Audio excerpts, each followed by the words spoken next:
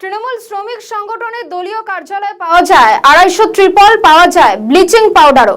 এছাড়াও বস্তা বস্তা সরকারি মাছের খাবারও পাওয়া যায়। তদন্তে পুলিশ।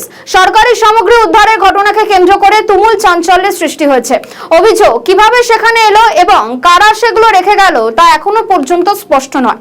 এলাকার মানুষ এবং বিজেপির অভিযোগ, দীর্ঘদিন ধরে শিবদাস মন্ডল এলাকার প্রভাবশালী তৃণমূল নেতা হিসেবে পরিচিত। বিরোধীদের দাবি, তার বিরুদ্ধে জলা জমি দখল করে দলীয় কার্যালয় নির্মাণের অভিযোগও রয়েছে। এর সঙ্গে মদত রয়েছে প্রধান এবং উপপ্রধানেরও। পাশাপাশি কয়েক কোটি টাকার সম্পত্তির মালিক হওয়া নিয়েও বিভিন্ন সময় প্রশ্ন উঠেছে। আপনারা দেখতে পাচ্ছেন সেই ছবি, যেখানে তৃণমূল শ্রমিক সংগঠনের কার্যালয় কয়েকশো ত্রিপল উদ্ধারের ঘটনায় রীতিমতন চাঞ্চল্য। বিজেপির পাশাপাশি স্থানীয় বাসিন্দাদের অভিযোগ যে তৃণমূল নেতা অত্যন্ত প্রভাবশালী, কিন্তু এত ত্রিপল কোথা থেকে এলো, কারা রেখে গেল, সেই বিষয়ে ইতিমধ্যেই পুলিশ তদন্ত শুরু করেছে।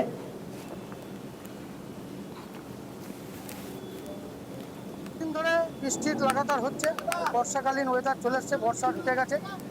তা এখন মানুষ যাদের বাড়িতে জল পড়ছে, যেই মানুষদের বাড়ি কাঁচা বাড়ি আছে, মানুষরা তিরপলে আবেদন করেছিল পঞ্চায়েত অফিসে। পঞ্চায়েত থেকে কিন্তু তিরপল মানুষকে দিতে পারছে না।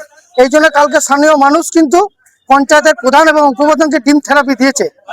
তারপরে মানুষ দেওয়ার পরে আমরা খবর পাই যে দলীয় কার্যালয়ে এই আইএনটিউসি শ্রমিক ভবন, দেখুন এই শ্রমিক ভবনে 250টা তিরপল মজুত করা ছিল।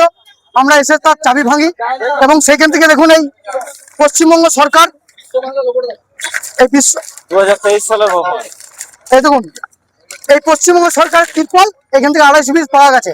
তাই এগুলো যেগুলো ন্যায্য মানুষ, সেই মানুষ পায়নি। আমরা চাই অবিলম্বে যেই মানুষদের বাড়িতে জল পড়ছে, যেই মানুষরা কষ্টের মধ্যে দিন কাটাচ্ছেন, তাদের বাড়িতে তিরপল পৌঁছে দিতে চাই। এবং পাশেই একটি অফিস আছে, সেইখানে প্রচুর